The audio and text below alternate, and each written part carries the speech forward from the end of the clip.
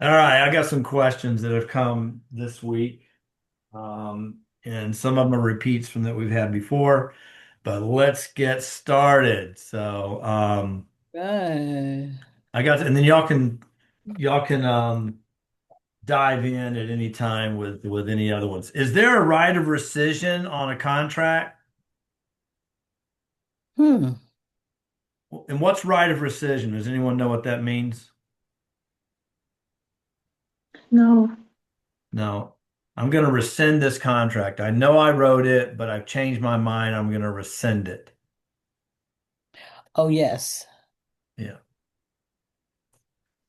I would Anyone say else? yes, there is a right. Yes, there's a right. If it's not done before they're accepted, the seller accepts it, then you can rescind. Yes, that would be a withdrawal, but yeah, you can do that. Once it's ratified, there is not a right of rescission, but there is for certain types of contracts out there. And this came up this week because a buyer after closing said, "I want to rescind this contract," thinking that they could move back out of the property. In real estate, that's not the way it works. So here are the ones that when consumers start quoting Latin and laws, they may think they read something somewhere. I saw somewhere that I could rescind the contract, and then they hear in what they've read home and property, and they think that's real estate. So these are the ones in Virginia. There may be others, but these are the ones I was able to pick up pretty quickly.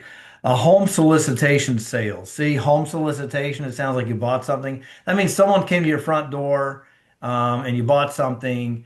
You can rescind that contract within 3 business days. And usually it's in the contract. I've seen this with things like termite treatment group or something like that, that comes door to door. So you can rescind that. Anything at home or through door-to-door sales. So this could also be like a roofing contract or a siding or flooring. Anyone that comes in and windows, the owner can rescind, or the person in the contract can rescind it. Timeshare purchases within 7 calendar days, travel club, camping memberships. See that there are rights of rescission, but in real estate, there's so many ways to get out. Other things is how you would do a notification for a right of rescission. To exercise a right, consumers must provide written notice to the seller by mail or hand delivery. They've got anywhere from 10 to 45 days to get a refund, but it cannot be waived by the consumer. So no one can try to sell something to them. So in our world, though, real estate, there's so many ways to get out of a contract. Those are the times to get out.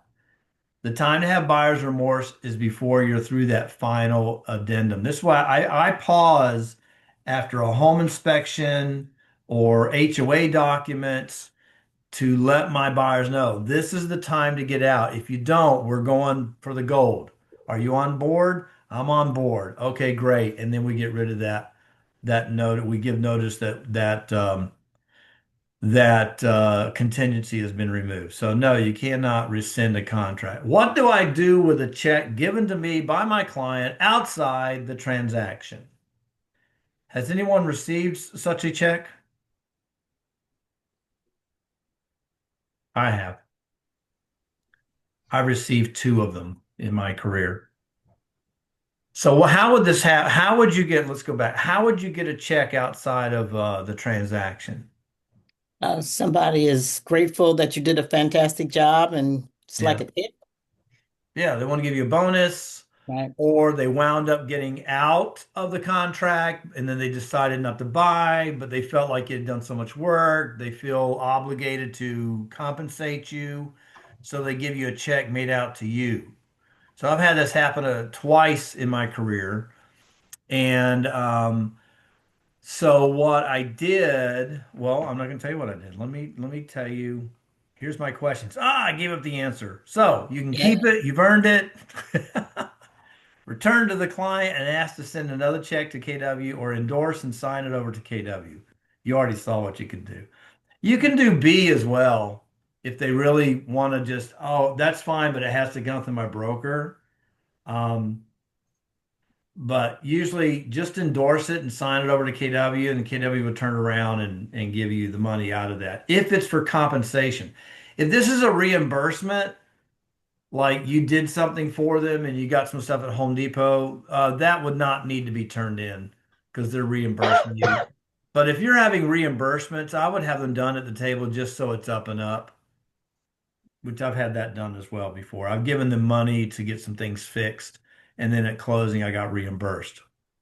Okay, from the seller. Do you get reimbursed outside of the commission? Like you say, hey, I'm getting my commission and I'm getting reimbursed also by this amount, as Yeah, it's opposed to actually on the HUD. It says line item. reimbursement to agent. Yeah, okay. So it's on there.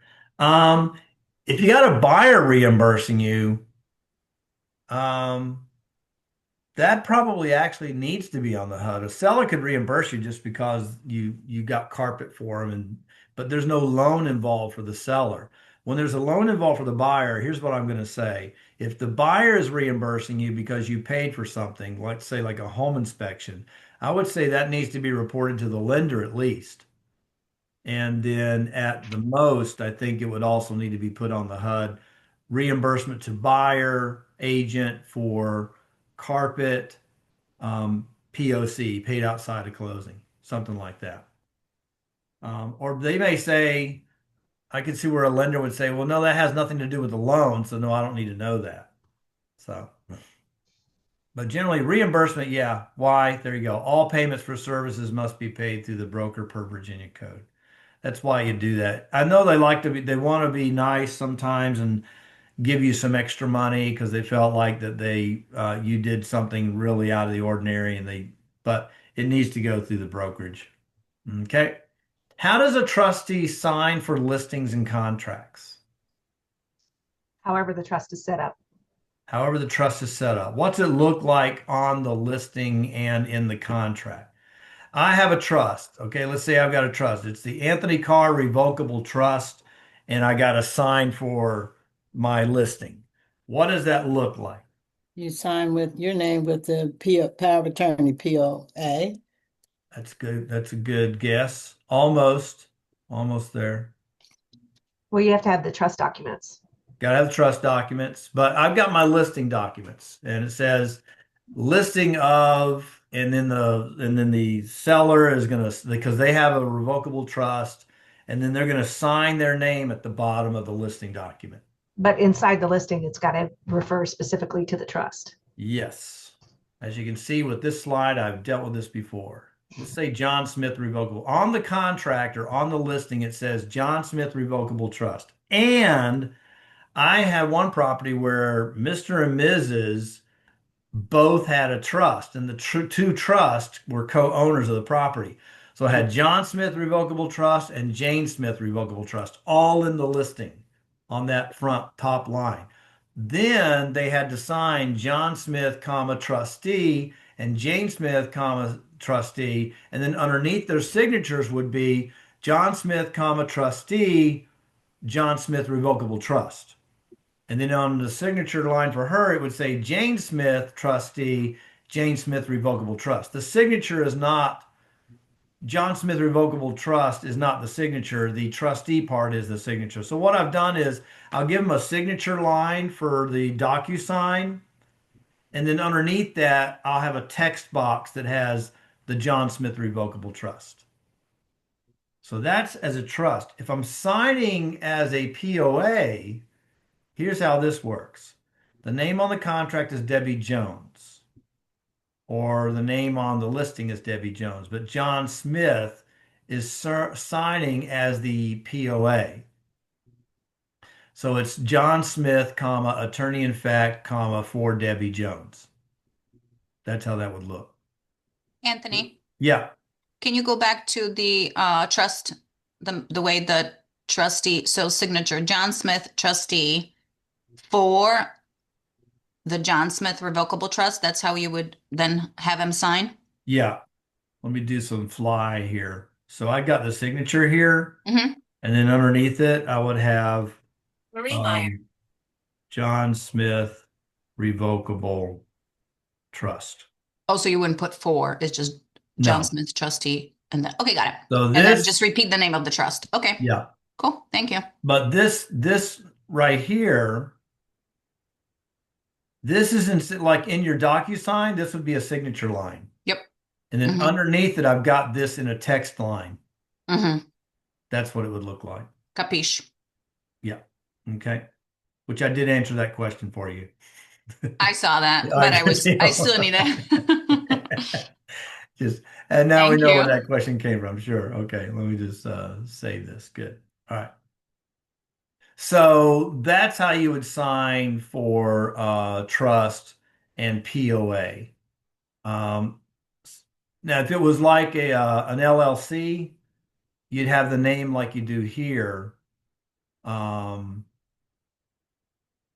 you'd have the name of the LLC, like John Smith LLC, and then you have John Smith, comma member, comma excuse me, John Smith, comma member, and then underneath it, John Smith LLC. So John Smith is the signatory for the LLC. What I would say is double check with the attorney to when you're doing the closing to make sure those signatures are done. I had one where it was a attorney in fact, and it was four heirs for one property.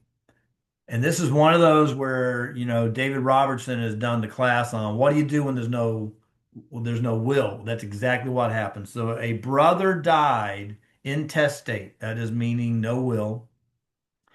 So his older brother had to go to court and become the administrator of the estate.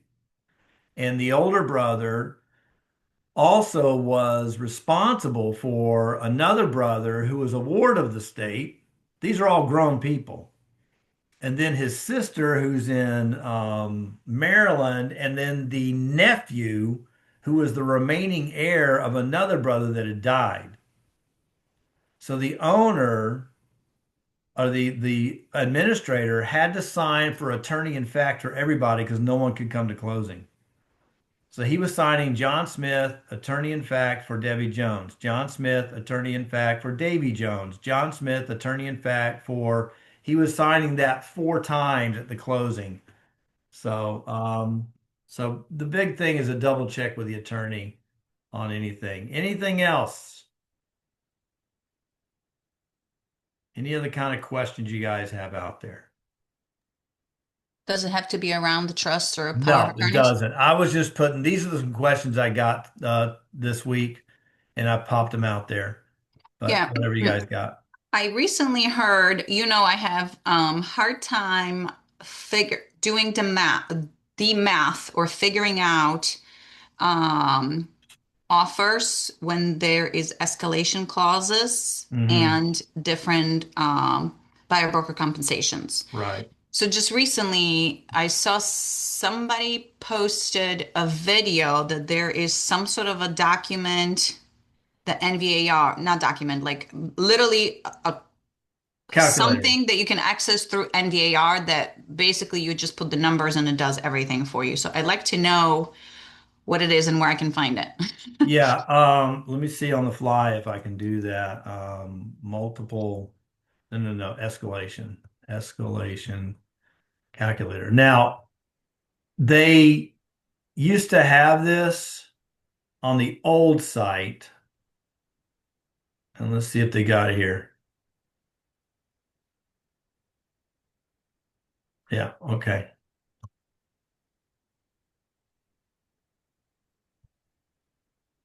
This is NVAR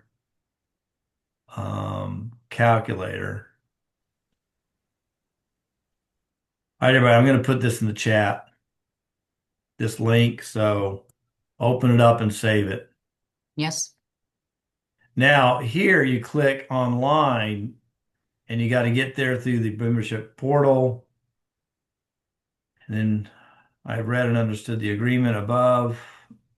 And that's what it is. It becomes a spreadsheet. Can y'all see my spreadsheet that's opening up? Yes. Okay, so this is what it is. Now, what I also know is on the app, the NVAR app, they have it in the app. I've not used it because I just keep using my own that I've put together, but it's the same type of thing here. Click the reset button, then the delete button on your keyboard. Oh boy. So they got some instructions here. So we would click the reset button. It doesn't look like this is live. And then delete button on your board. Okay. Starting with offer number one, initial price. So you'll need to follow these I guess I don't see what directions here. we're seeing. I just see the escalation of the num calculator. Yeah, I'm not seeing what you're doing either, Anthony. Sorry. Okay. Hold on. Yeah, one of the agent that did the video said that she saved her client $14,000 because the listing agent did the escalation wrong. Yeah, that can happen. Can y'all see this spreadsheet here? Nope. There he goes. Okay. So this is what I just downloaded from NVAR. I'll be honest with you, I tried to do this and I couldn't understand what I was supposed to do with it. Okay. So that video, I would be very interested in seeing it.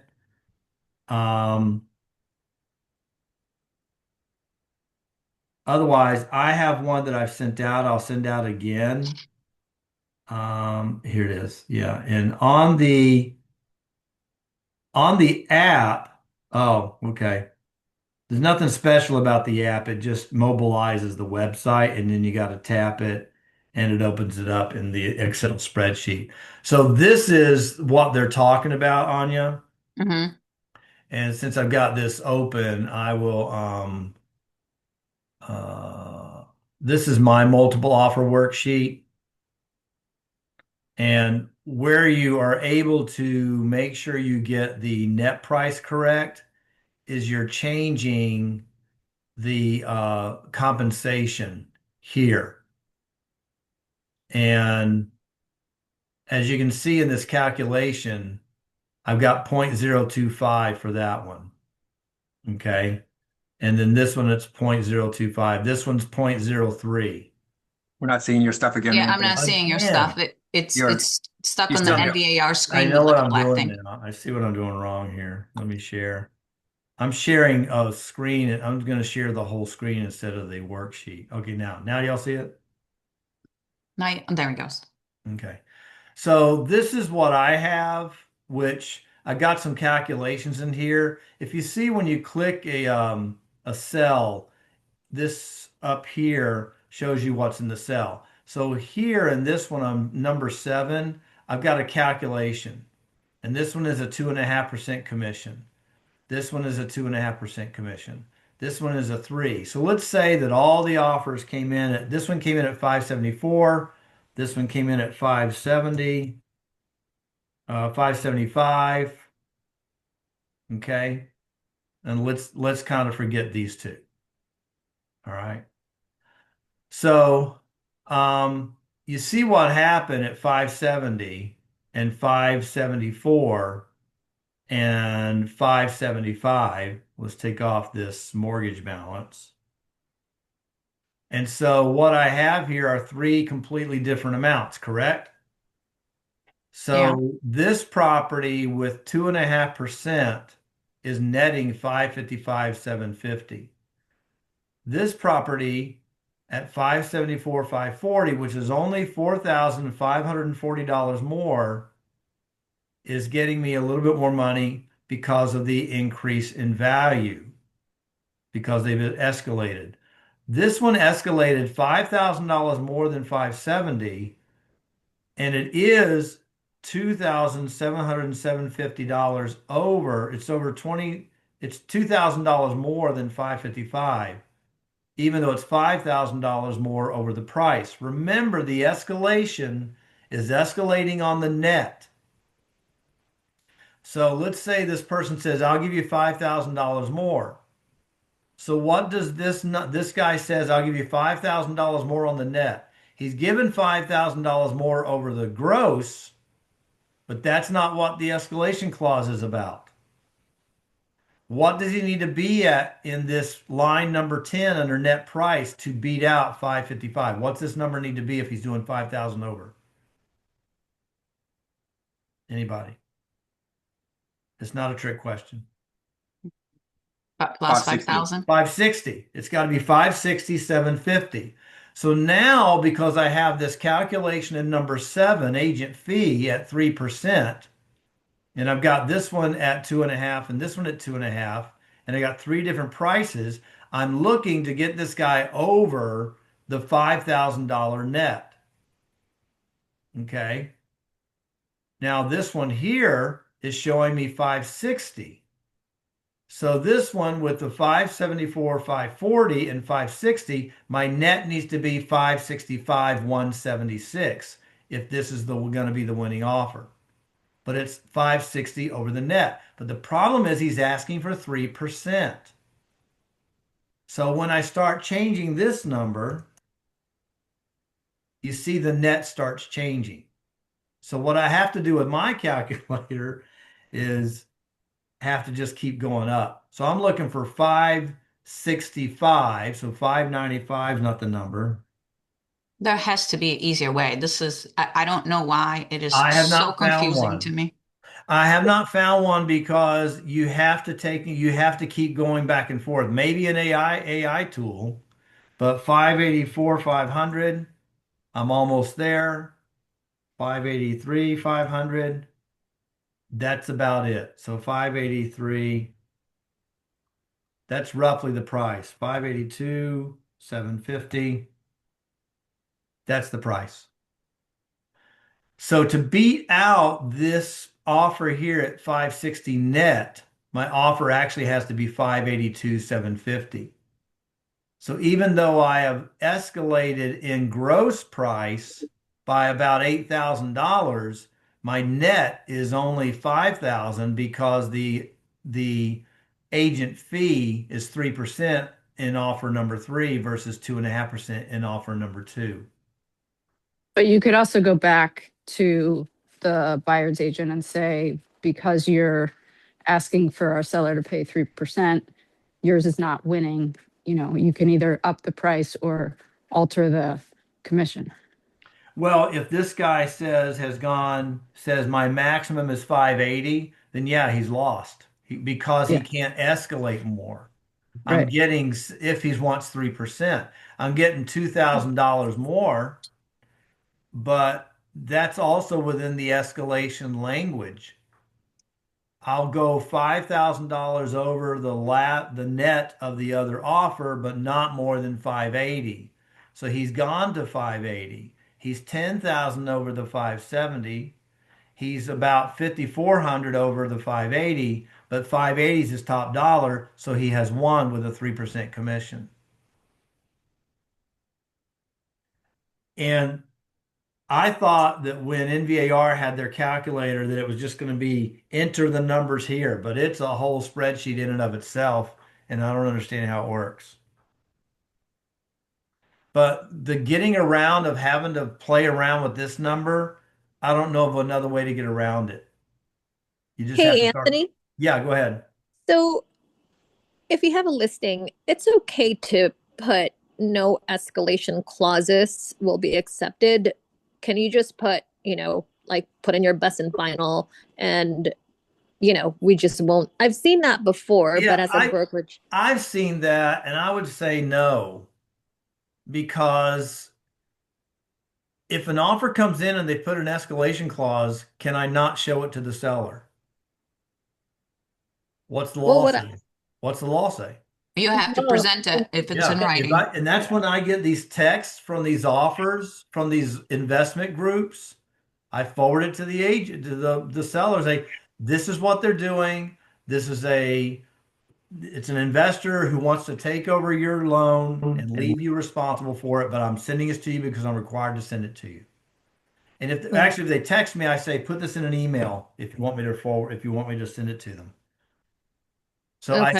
I still have to send it. So here's what I would Yeah. say to that. I appreciate the listing agent says, I don't want escalation clauses. Just send me your final and best. I think it's not in the best interest of the seller to force the buyer to write it the way I want when I'm competing. Right. I've had that happen actually before where I said we prefer not to have escalation. Mhm. So, we'll rather get best and final. And some agents will give you lower best and final versus be able to give you higher escalation clause because they just don't know. And I mean, right off the bat, they don't want to go to their max. Right. The buyer doesn't want to offer you 20 grand over if Right. 5,000 will do it. I So just, it's handicapping the buyer to say that. right. I mean, in some cases it works out. They will give you the highest and best, which would be max escalation. But I've had situation that it actually backfires, and I receive Yeah. lower offer where I was like, man, if they had that escalation. But I mean, there has to be a way, or I still can't understand it. That's why I call you every single time. My brain cannot grasp it, and like, if this is this confusing, there is a lot of mistakes. I am sure I'm not the only ding dong that does not know how to do it.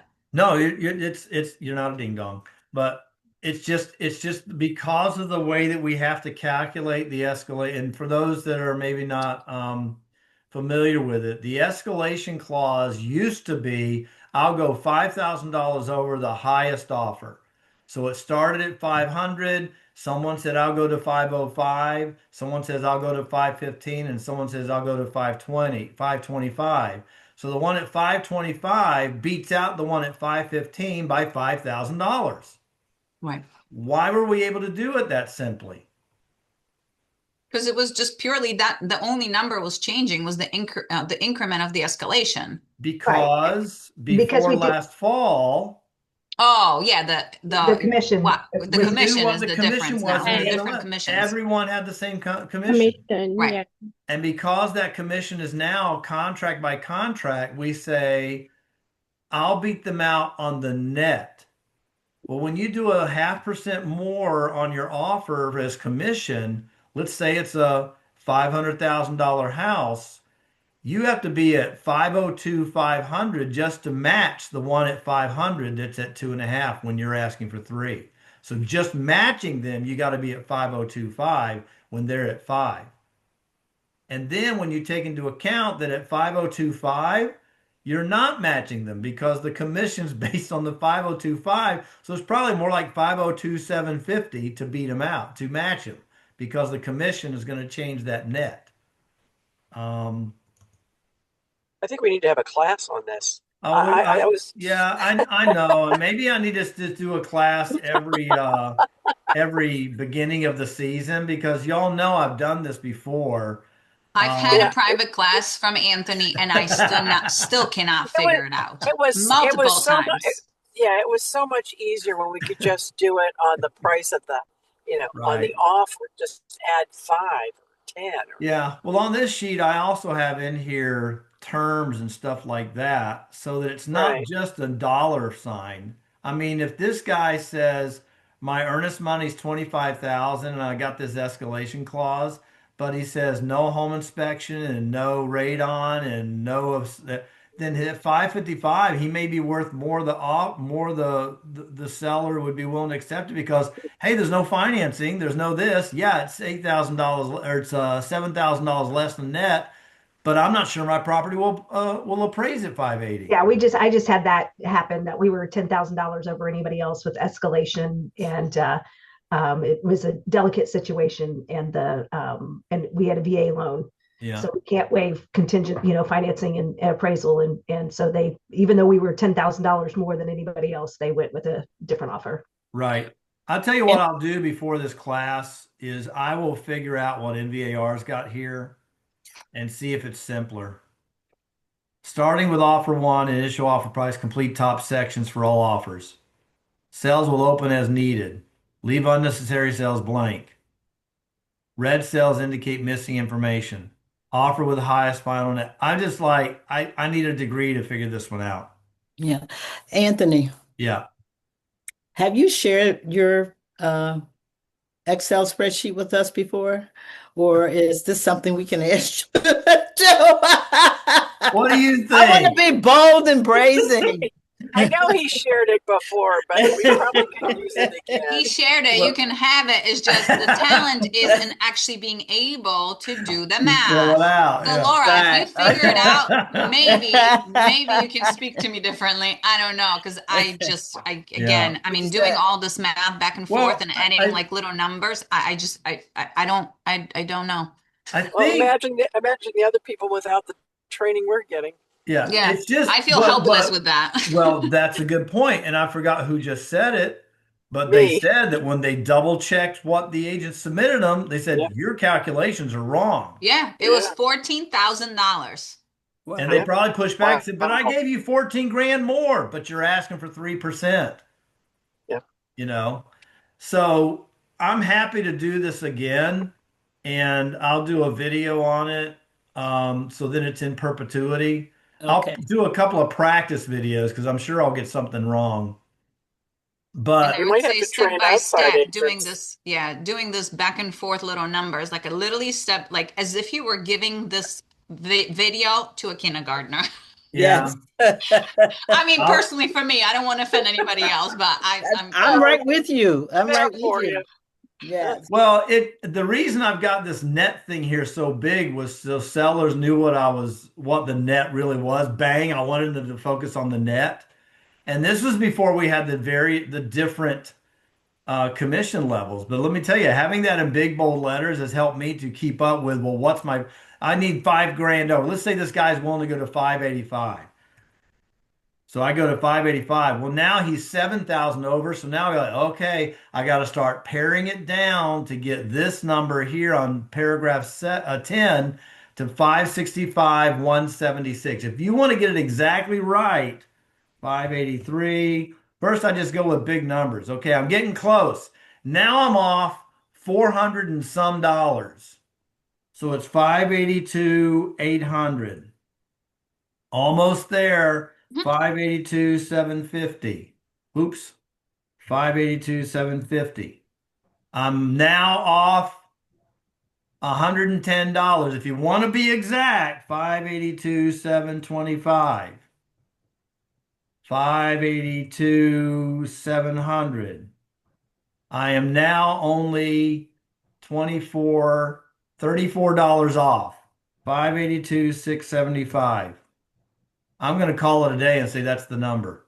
Okay. Because I'm not going to get this down to exactly, I'm going to say, hey, look, at 582, 675, you win. You in or out. And then you got to show them. I'm almost suggesting you even send them your calculation sheet and say, let me show you what I got here. Boom. You take that, copy it, and send it along. Say, that's how you won. Then Yeah, you And if got to they because a lot want of to explain complain to people, about $25, I'll say, buyer them. agent, give them a credit. yeah. Right. I mean, Because it's that's, smart. It's smart to share this, once you figure it out, or once Anthony helps you figure it out, yeah. to share it with them, because again, a lot of people are confused I'm playing with it right now, and it's actually pretty easy. okay. Yeah. Story, if you figure it out, do a video for all of us. All you have to do is put in all you have to do is and it's all you have to do is put in the info. If you'll open it up, and just like I put in initial offer price 585, and then you select brokerage compensation type, is it percentage or flat? Then you put in the percentage, and then escalation maximum sales price. I mean, you can put in seller subsidy. They'd give you some places for that too, but I was just playing just purely with escalation. Does the So are MVAR you- one? Yeah, is that the NVAR? Okay, yeah, good. yeah. And so then, so escalation net increase amount, you put that in, and then it said starting net to seller, final buyer agent comp, final seller subsidy, which I didn't put any in this one. And then it comes into final net to seller, and then final escalated sales price, and it runs all that down. Right. Could you share your screen real quick? How can I do that, Anthony? In your Zoom, do you see the share button at the bottom? Right in the middle at the bottom. Hold It's on, like a let green me share button. hold on, let me open this all the way up. While she's doing that, I have a question. Say, Yeah, for go ahead. instance, Anthony, you have those three offers, and everyone comes in, the commission, you have a 3%, 2.5. Can't you just say, hey, we're doing 2.5 commission, and then if No, you can escalate. No, you can't do no, that. that's why this whole thing was about it. It's like that's what, and this is where the forms were released with what the ruling was. And then what did people do? Sellers started saying, well, yeah, I'm willing to go to 2.5, but don't tell anybody. And so we started getting these offers with 3%, 2 3/4, 2.5. So buyers were using the commission as part of the ability to um, increase the net. And so not everything comes in at 2.5. Can you see the screen, y'all? No. I'm sharing it. It says you are screen I sharing. can see Yeah, it. I I can see see it. it. Is Y'all this, can see it? yeah, So like- 585 and 600 offer Yeah, price? so then you can go into offer 3, Oh, I and see then it now. 575, and then you come to the next one and you pull down and you hit percentage, say 2.5. Maximum escalation, we'll just keep it all at the same. Okay, so as you're entering information in, those No, change, blanks. story, change the escalation, because that's gonna be, it comes confusing when the escalations are different. When you say change the maximum Yep, escalation yeah, don't keep them all different. Okay, So like do 615, 610, and maybe 620 or 625 or something like that.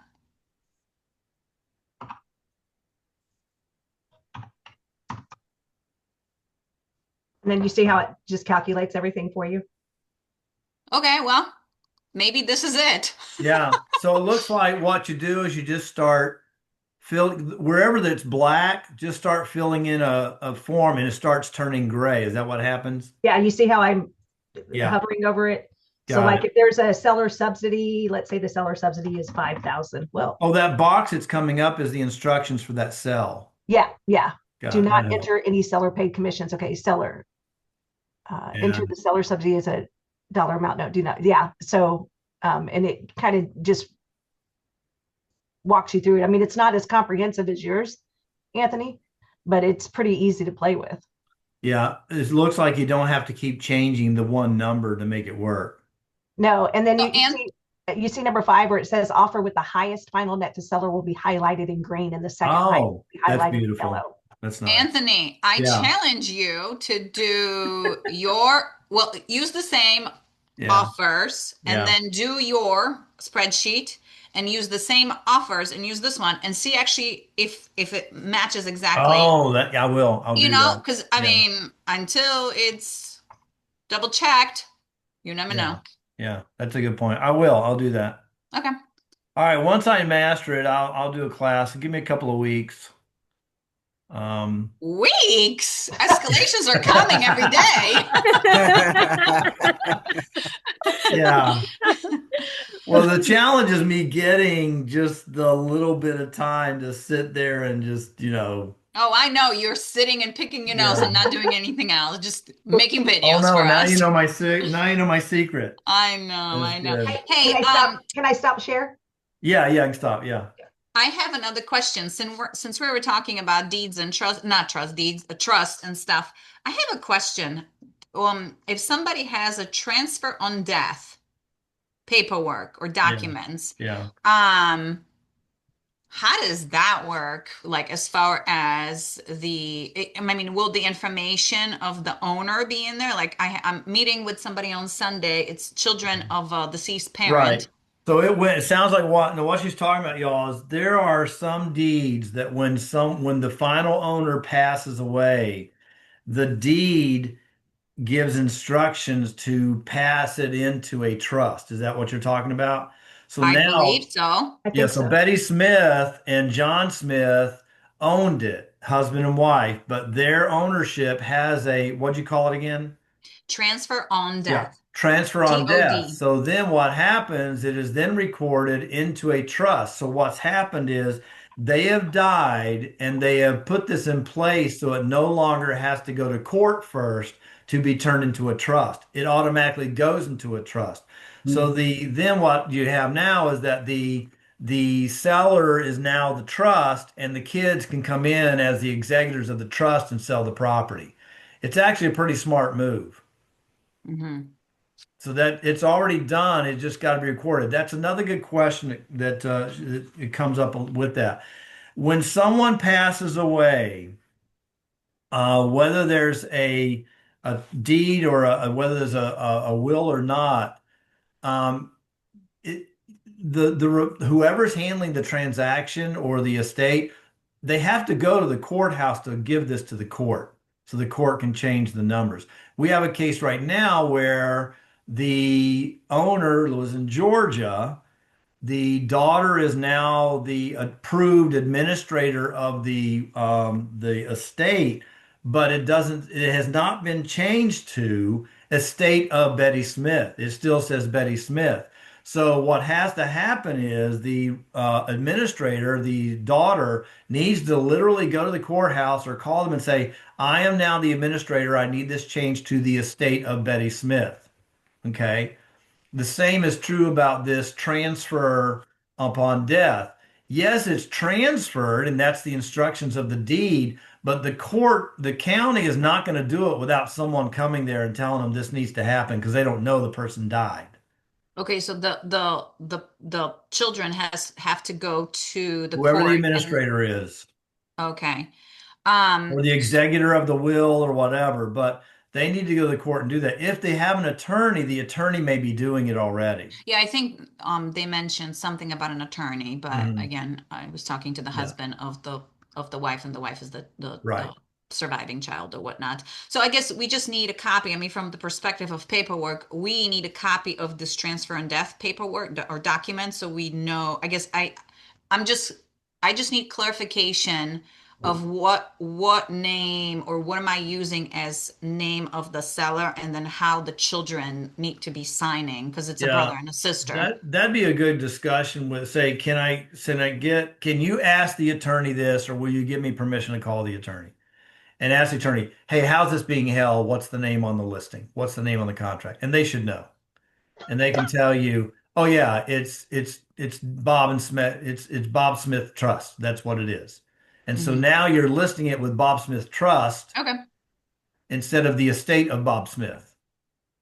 And then the Bob Smith Trust probably has this daughter as the beneficiary. Mm-hmm. And then you'll just need to ask them, okay, as the beneficiary, how is she signing? Okay. The only time it's really a problem is if someone complains about or says, well, I didn't sign that right because I don't want to sign it, and we Right. find out that we didn't sign it right. So that's why that's important. Mm-hmm. Okay. Thanks. Emma, what you got? So I was wondering if we could go back to escalation clauses for a moment. Mhm. I feel like this has been explained to me many times, but I still can't quite wrap my head around it. I I guess my basic question is like, why are, I would say, more agents than not likely to say, we don't want escalation clauses, we just want your highest and best? Like, kind of going back to what Anya said, is like, I said that and then I didn't get as much money. Like, I mean, I understand, I've dealt with a lot more buyers than I have sellers, so I don't have the experience to go with it. But like, I don't understand why a seller wouldn't say, oh yeah, well, let's see, the highest price they'll offer. So if I understand your question, why would a seller not want an escalation and just the highest and best? Yeah, I think what's going on is what everything on this phone call, this Zoom, is exactly why they don't want an escalation. It's confusing. There's back and forth. I'm not sure if I'm calculating it right. I want to advise my seller properly. And then we just had the example there where in that transaction they were off $14,000. That's why. And so that I'm not messing up, I just want y'all's highest and best. The problem I have with the highest and best is that it's a gamble. And I think the escalation is better because you are telling me your highest and best with an escalation. And here's the other thing, folks. If you have an escalation clause, there's nothing stopping the seller from throwing out the escalation clause and saying, "Oh, I see you'll go to 550. I'm countering you at 550. Forget your escalation clause. Now let's negotiate." But then what they've done is they've tossed out all the other offers. But then the buyer has told them with that escalation clause, this is my highest and best. So I'm not afraid of the escalation. What I think would be an easy solution is when you see all of them in there at the highest, just counter at the highest and throw out the escalation clause. Because if you Okay. don't throw out the escalation clause, you are bound by that addendum on how to calculate it. Okay, because that's what I was Yeah. going to ask is like, so if you've got three offers and all three are giving escalation clauses, and Mhm. the escalation clause in there says that if you choose this offer, you must fill out that middle section where it says, I have chosen this offer because of blah, blah, blah. And then you have to, if they ask for it, the other agents, you have to send it to them to say why they Mhm. lost. So if you, can you just throw out the escalation clauses and then say to the other agents, sorry, see ya? Yes. So let's say this is exactly what we have here. I think y'all can see my screen. I have an offer. The list price is 540. This guy came in at 540, no escalation. This person came in at 575. That's their top price, and they're escalating at 2,500, or they're escalating at 3,000. This guy comes in at 585, and let's say he's escalating at 5,000. I'm the seller, all right? And I see that I can only go $5,000 over this person's net of 560. Forget that. I want, and what we come up with, the $5,000 was like 582, 400. Toss out the escalation and say we're countering you at 585. I actually had that done my last deal that I closed on. That's what happened. We're escalating and then we escalated the ice and he just countered me. He took out the escalation altogether and then just send a counter to me. Right. Now I had a buyer do that happen, and that buyer was like, "Well, that's not fair." I said, "No, it is fair. They just decided to just escalate you just to counter at your top price." But I want to know what the other ones we're going for. We don't know, and we don't have to. If you want to force them back to that, then you could lose. Yeah, because The challenge, yeah. I've had buyers who, or I had one buyer in particular. I mean, they were a pain in the butt anyway, but um, they were like, they got so offended by like the agent saying, we're not taking escalation clauses. You just have to give us your highest and Mhm. best. And they were kind of like, we feel like that's unfair. We feel like they're, they should be showing us the other stuff and da da da da. Mhm. Da. And, of course, I tried to Well, explain to them, like, well, I yeah. am representing you, they are representing the seller. This is what's in best interest for your seller. So what you could do if the seller comes back and says, "Hey, we're throwing out your escalation. We're just countering you at 585." Well, they're countering now. So we're still negotiating. Okay, fine. I'll sign off on this, but here's my proviso. I want to see the second best offer to ratify.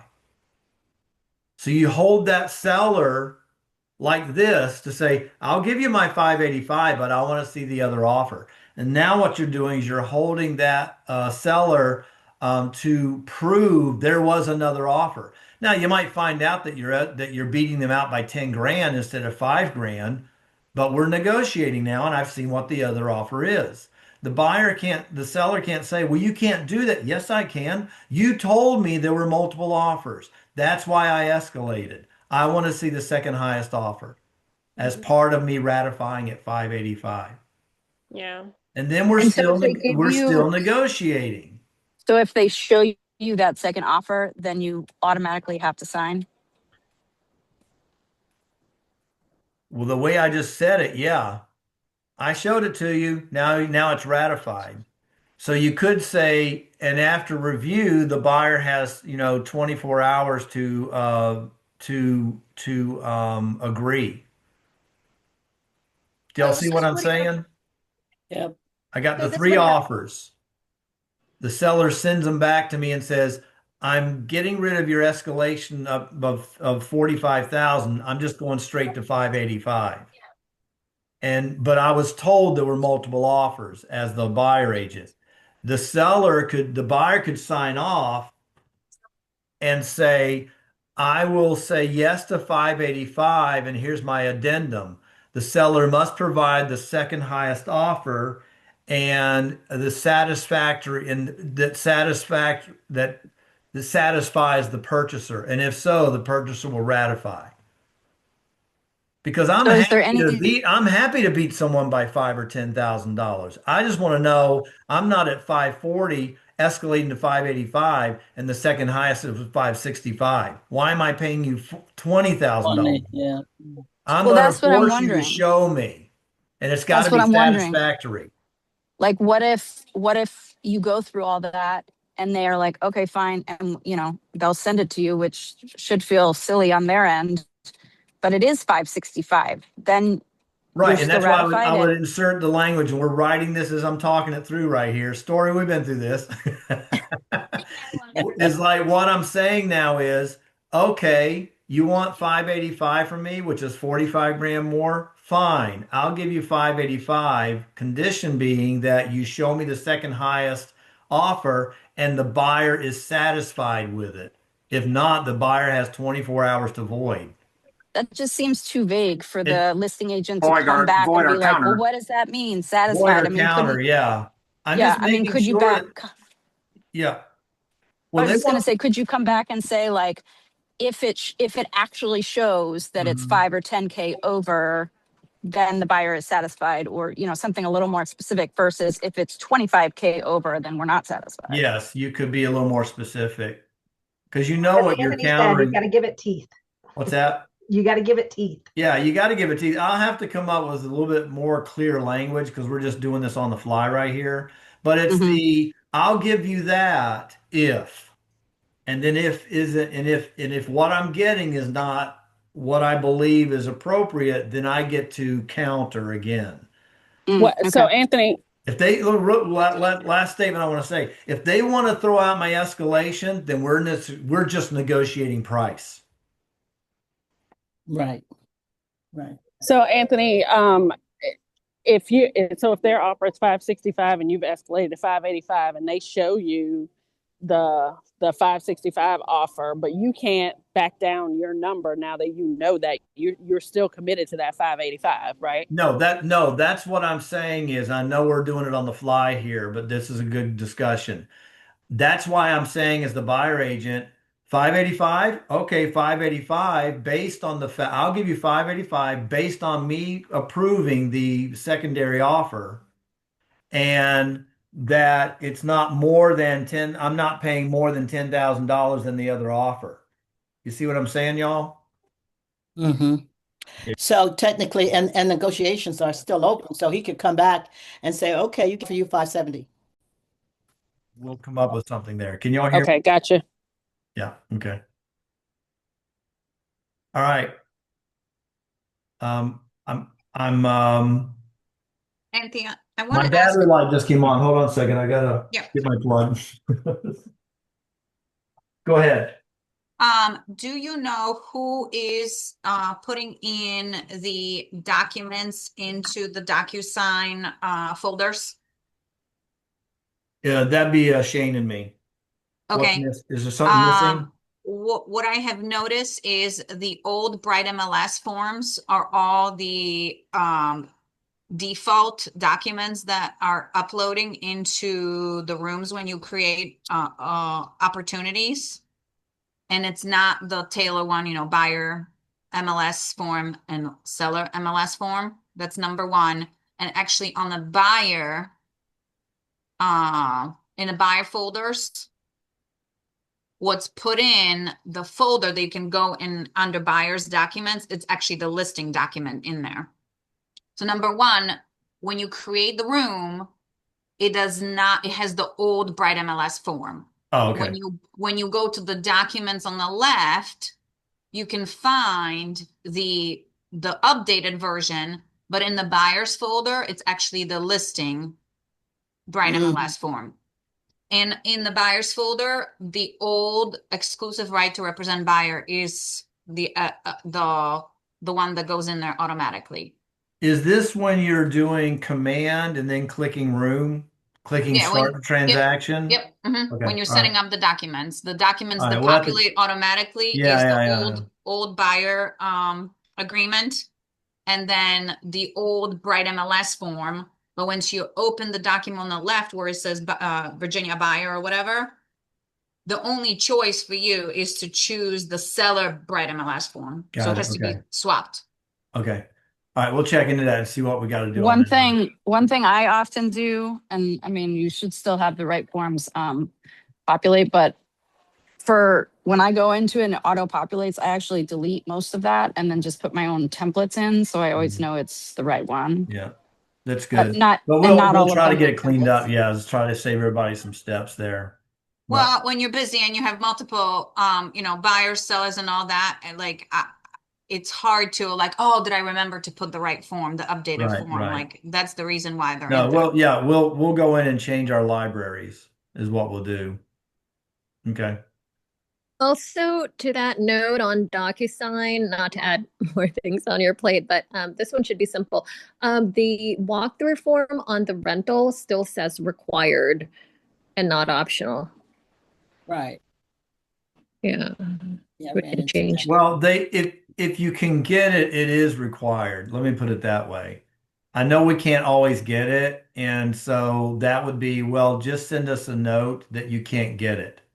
Okay. Yeah, but we want to remain it to being required because we want everyone to try to get a walkthrough form so that there's no argument later on. Y'all know we get calls all the time from our tenants and our landlords 6 months later, and they say, well, this is brown, or a year later, this is banged up and that's banged up.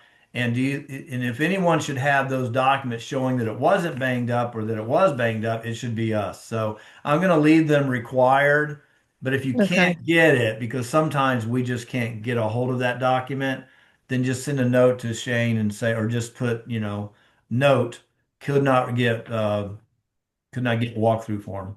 Yeah, and since it's changed, I don't remember when it did, where they do the walkthrough form 5 days after they've moved in, so they kind of do their self walkthrough form.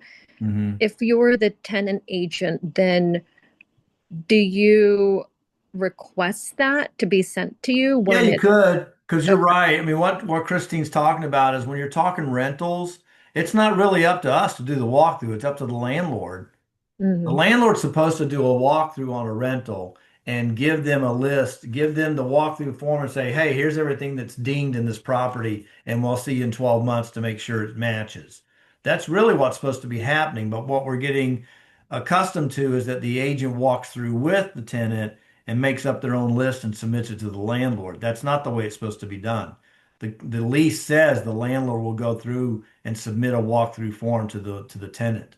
We're not even really supposed to be part of that, but we do want that on record because, 6 months, 12 months later is when we get the call that everybody wants to, you know, go after each other. And it's nice to have that paperwork in place.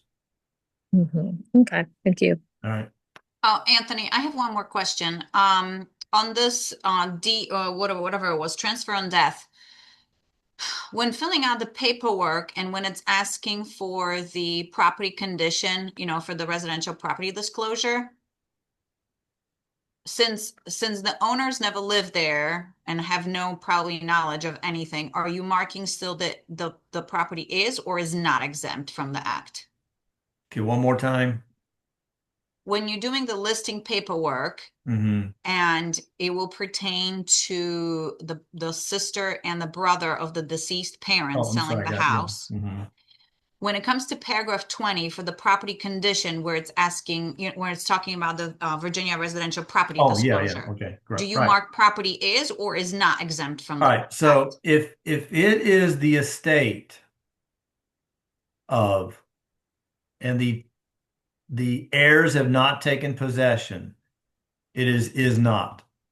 Then it still is not. It is not. If they are the administrator of the sale and the trust is still mom and dad, and I'm not the trustee, then I would submit that it would still be is not. It's when the tenants have taken possession and it switched from mom and dad Smith to John, Betty, and Bill Smith that then they are now the owners and they now have to determine whether they got. But the Disclosure Act really says we don't know anything about nothing. Right. So I guess in what circumstances would you be marking that the property is exempt from this act? Foreclosure or When a bank estate. owns it or something like the completely third party? Yeah, foreclosure Okay. or estate. When it's Okay, the got it. estate of, then it's not required. Okay. Okay. Okay, thanks. Thank you.